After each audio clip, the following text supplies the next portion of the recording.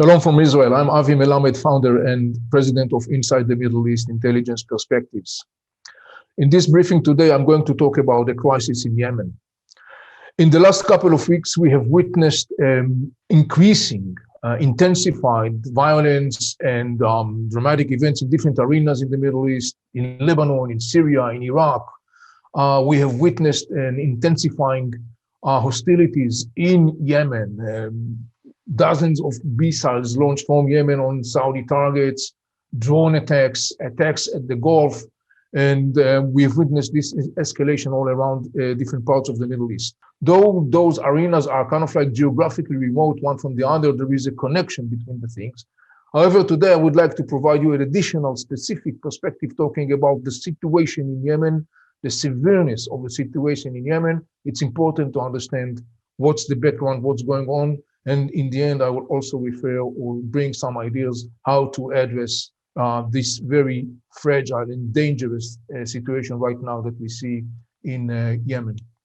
Yemen is about 30 million people country. 65% of the Yemenites are Sunni Muslims, 35% are Shiites.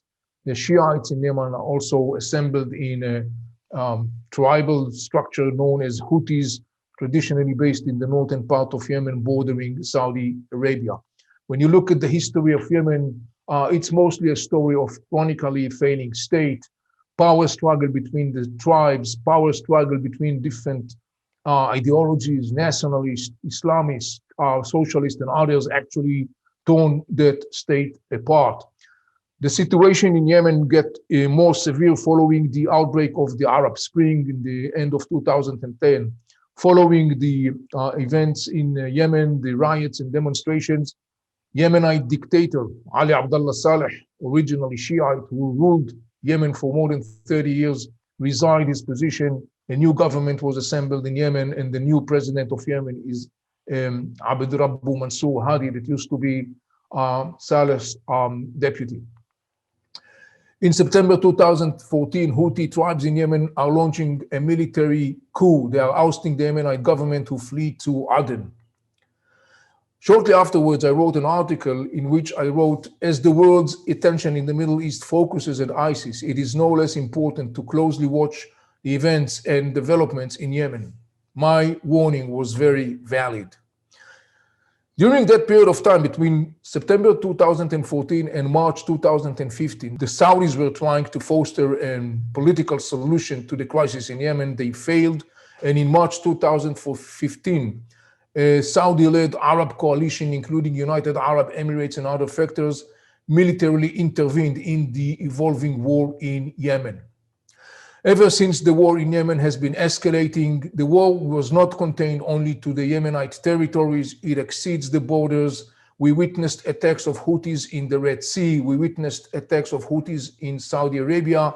We witnessed attacks also carried out in the Gulf. Some of those attacks directly carried out by the Iranians. The crisis in Yemen presents a double challenge Biden administration tries to address. One is to end the war in Yemen, and the other one is to end the humanitarian crisis. It is estimated that some almost 250,000 people were killed so far in the hostilities in Yemen, and 80% of the Yemenites are facing a severe humanitarian crisis. To that end, Biden administration was applying a couple of steps, banning the sales of offensive weapons to Saudi Arabia. He pledged to guarantee Saudi defense capacities, and he reversed Trump's administration, labeling the Houthis as a terror organization. However, during February and March, the results on the ground were totally the opposite. What we saw in the last 2 months is a growing and escalating situation in Yemen. Here is the chronology of events very shortly. February 6, US announced it intends to revoke the designation of the Houthis as a terror organization. 2 days after, Houthis are launching a massive military attack on the city of Marib, southeast of Sana'a.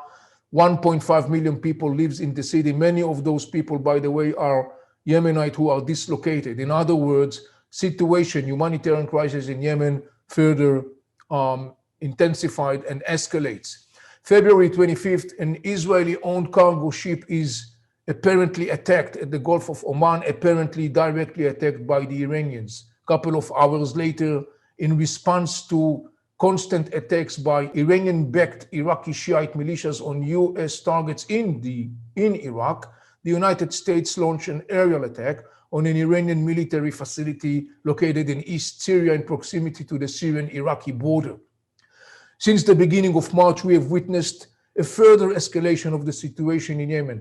Houthis have been launching dozens of missiles and attack drones on different targets in Saudi Arabia, including cities, airports, oil facilities, and other targets.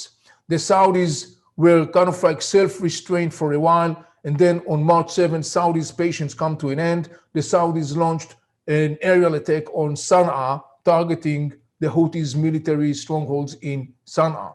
That obviously resulted in a further and growing escalation on the situation on the ground. We have to look at this story in a wider context, and that's the context of the Iranian hegemonic vision described by the Jordanian King Abdullah II as the Shiite or the Iranian crescent. Iran is leading a very aggressive expansion policy in the Middle East out of the desire to become the superpower leading this region. The Iranians are focusing in two major arenas in the Middle East. One is a land corridor stretching from Iran, crossing through Iraq, Syria, Lebanon, the Gaza Strip offshore the Mediterranean. To that end, the Iranians are using a major pillar, and that is a network of dozens of armed proxies, armies of terror, if you wish, that the Iranian has established and nurtured. You could find today this network of militias scattered from Iraq through Syria, Lebanon, and Gaza Strip. Iraqi Shiite militias, Afghans, Pakistani Shiite militias, Hezbollah in Lebanon, the strongest proxy of the Iranians, Hamas and Hezbollah. Another arena the Iranian regime is focusing in is the maritime routes in the region, namely the Persian Gulf and the Red Sea. To that end, Yemen is significant. That's the reason why the Iranians are supporting and aligned with the Houthis in Yemen. They provide them with missiles, with drones, military know-how, and so on. There has been reports that also Hezbollah experts are guiding and providing the Houthis in Yemen with the military know-how. Iranian control over the two vital maritime routes. In my upcoming book that is going to be published in the spring of 2021, I write the following sentence. Iranian control over two vital maritime routes that are the pinchline of the world's economy is an unbearable threat that the world must not come to terms with. Preventing Iran from taking over Yemen is in the United States' interest, the region's interest, and the world's interests. I have to reemphasize the danger presented to the region and beyond by the Iranian hegemonic vision, and particularly the Iranians' armies of terror. Iran's proxies are armies of terror that the regime deploys in different parts of the region, in Syria, in Iraq, in Lebanon, in Gaza Strip, in Yemen, and so on. These proxies inflict destruction and death in Gaza, Israel, Syria, Lebanon, Saudi Arabia, Yemen, Iraq, and elsewhere. Determined to be the regional superpower, Iran wantonly sacrifices Iraqis, Syrians, Palestinians, Israelis, Lebanese, Iranians, Yemenite, and Saudis, and so on and so on. A Western agreement with Iran must end Iran's aggression in the Middle East. What needs to be done? Western arrangement with Iran must enforce United Nations Security Council resolutions before lifting any sanctions on the Iranian regime. United Nations Security Council Resolution 1701 demands that the Hezbollah in Lebanon will be disarmed. That resolution thus far has not been enforced. United Nations Security Council Resolution 2452 call for the demilitarization of Yemenite ports, and particularly the port of Hodeidah, controlled by the Houthis. And in addition to that, the deploying of UN observers. That United Nations Security Council resolution also has not been enforced on the ground. And finally, renew Iranian weapons embargo. I cannot stress enough the severe danger that the Iranian regime and its hegemonic vision present to the region. We witness that in every different corner of the Middle East right now, and particularly in the last couple of weeks in the area of Yemen. I'm Avi Melamed. Thank you for watching. I hope that we'll have the opportunity to get together again soon. Until then, stay well and shalom from Israel. My name is Avi Melamed. I have dedicated my life to help people understanding this region. If you want to connect the dots and to understand the news, book your online briefing now.